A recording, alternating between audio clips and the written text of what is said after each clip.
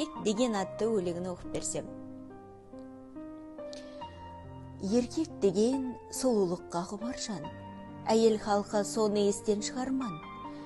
Еркектерсіз шәйді ішпе, ұйықтама, еркектерсіз бақыт деген құрарман. Еркек деген арыстандай келбетті, құшақтап ап ұйықтай салар жер көкті.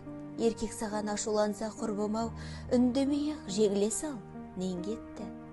Еркектерді саулама бос жібер, желіп жүріп сонда ғана ескірер. Абыройың айға жетіп тұрса да төмен түсіп, еркектерге көшті бер. Еркек арқан болмайды оны көрмеуге, хақыңда жоқ жамандауға мінеуге. Еркектерге еркелей біл, тыңдай біл, еркек деген нәзік жұрт қой білгенге. Бар жиғанын аямайтын сенен еш, еркектерге ештеңе де тең емес.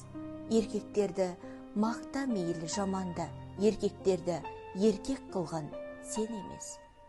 Еркек сенің аспандағы ай күнің, еркек сенің қара жаяу байлығың.